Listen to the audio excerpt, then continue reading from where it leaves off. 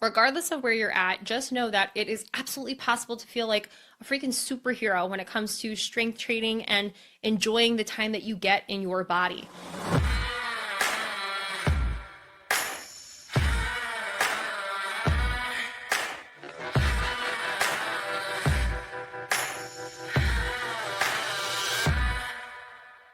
Anyone who's listening to today's episode, I want you to know that I am not calling you out, but I am calling you up.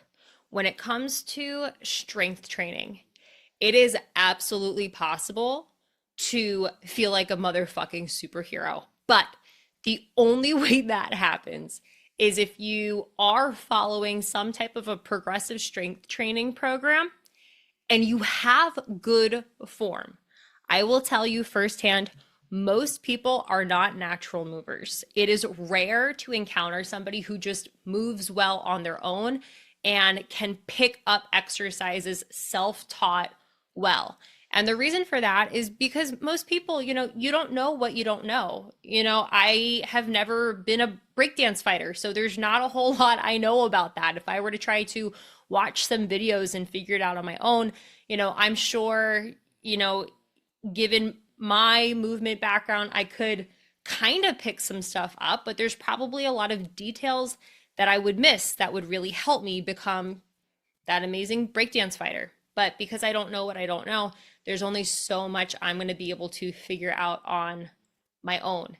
And one of the things that I think a lot of people, might make them feel like they're doing it right is, form, looking right. And it is absolutely possible to look like you're doing something right, but you don't feel the right muscles.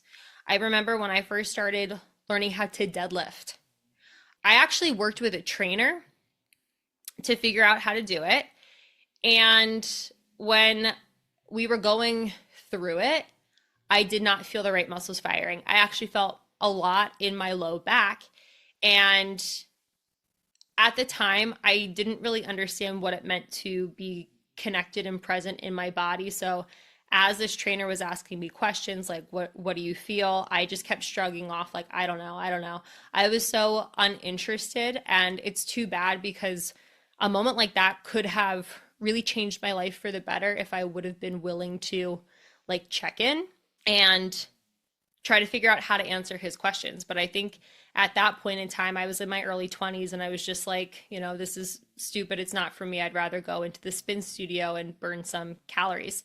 But it's possible that what you're doing, it does look right, but it's not, because it can really hold you back.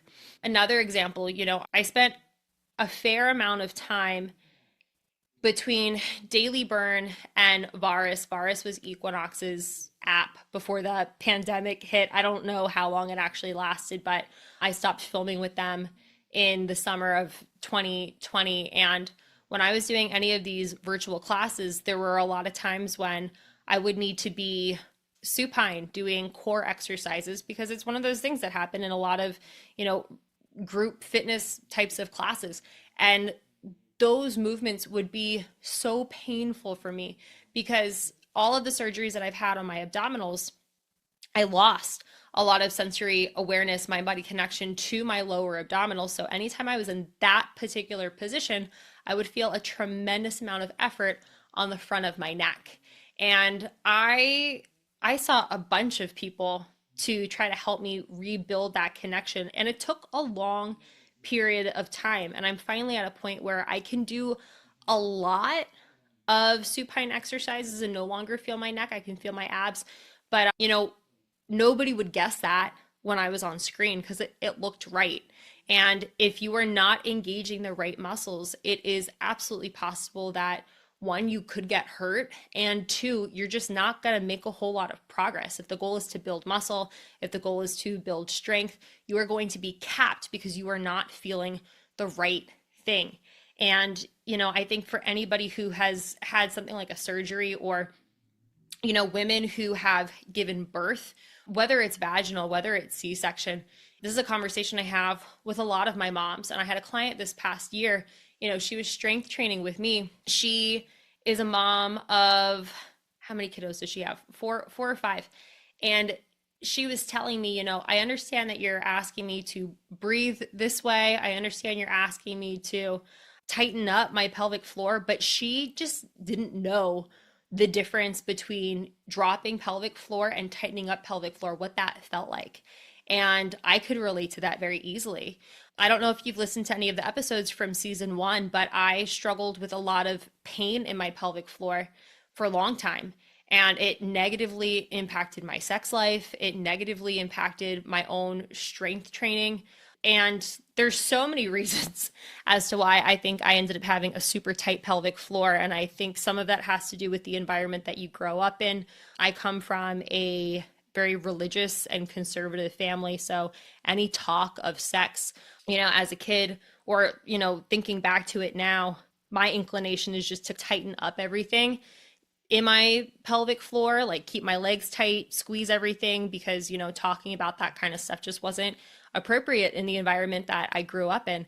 And that can cause a negative physiological reaction. And keeping everything tight was an issue for me. I didn't know how to relax my pelvic floor.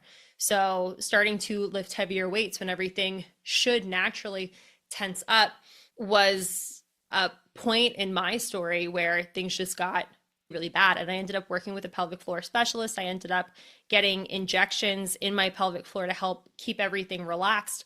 But for me, I didn't understand what the sensation was supposed to be like to relax the pelvic floor. And this client I was telling you about, she didn't understand what it was to tighten up the pelvic floor.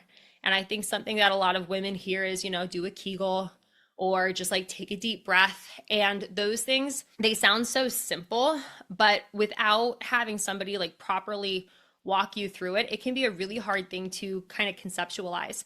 I remember the first time that I actually understood what it was to drop my pelvic floor. I was with my pelvic floor PT and she was giving me an ultrasound. And when she had that probe inside of me and we were going through the breathing, I could actually see on the screen, what did it look like while focusing on what does this feel like to actually drop my pelvic floor? And, like I'm doing it right now. And the way I would describe it, I would imagine feels very different than other people. She initially told me it should feel almost like a flower, like opening up. And for me, it's very much just like this down kind of like gentle pressure feeling. But again, I bring this up to you because just because it looks like you're doing something right, if you're not feeling the right stuff, you could get hurt, or the amount of progress that you could make is going to be capped. I remember there was also like another point in my training journey where my husband, my best friend's husband, we were on vacation together and we were, making this video that I wanted to post on Instagram of all of us doing pistol squats and all of them, easy peasy. And for me, I couldn't figure it out. I like had to cheat my way through it. And I had to take time. I took about 3 months to really just focus in on the sensation in my feet when I was doing things like squats and deadlifts and single leg deadlifts, and eventually being able to understand what it should feel like in my foot. But that wasn't something I just naturally knew how to do. And, all three of them had very, very different fitness backgrounds from me. My best friend, she spent time as a professional dancer, and my husband has always been an athlete. My best friend's husband did mixed martial arts. And I would say all three of them just had better body awareness than I ever did at that point in time. And when we don't have people who are guiding us through not just what should this look like, but what should this feel, we just don't know what we don't know. And there's so many exercises that look so basic, but it's those little details, those like little nuances that can really be game changers for you. I'm doing this series right now on Instagram where I'm giving away free form feedback, teaching some like very basic beginner friendly exercises. And I don't even want to call them like basic and beginner, because me, somebody who's been lifting for 8 years now, they're still the same exercises I do. I just, I do more volume than a beginner would with these exercises. But, there are things that I see people butcher a lot, like squats and deadlifts and bent over rows and push presses. And I put up a video on Instagram showing, you know, a good rep from a not very good rep. And this one person asked, so how do you brace your core as you're doing the push press? And what I said to her is, it's not just one thing. There are multiple things that have to take place in order to do this. It comes down to the weight in your feet and creating tension, and your breath, and moving your pelvis at the right time while engaging upper abdominals. Like there's so much more to it than, oh, brace your core. And I think for anybody who has been self-taught, anybody who has spent a lot of their time in the group fitness setting, we can only receive like bite-sized cues in those environments. But when you take the time to actually learn the skill, when invest in a program that is very much, we're going to learn how to do this stuff, or when you invest in working with a personal trainer and it's like, okay, we need to learn how to do this before we can train it, that is so beneficial. And I think there's a lot of people who just don't realize that is something that most people who are advanced have taken the time to do, because it's not really sexy and it's not really something that's necessarily spoken about a lot. But I will tell you, the clients that I have who have made the most progress are the ones who take time to learn. It's not just about chasing the sweat. It's not just about chasing the workout. Like, there is dedicated time to learning skills. Skill acquisition is a thing. My program, Swing to Snatch, that is very much skill acquisition. And then when you graduate that program, now we can start to train. But we have to take the time to learn how to do these things. Otherwise, us training them, we're going to be capped pretty low. And, does everybody need to become their strongest version? No. And I get that's not what everybody wants. But for somebody who's like, I'm on the program, I'm doing the things, I don't understand why I'm not making more progress, it's probably because you haven't taken the time to actually learn how to do these things correctly.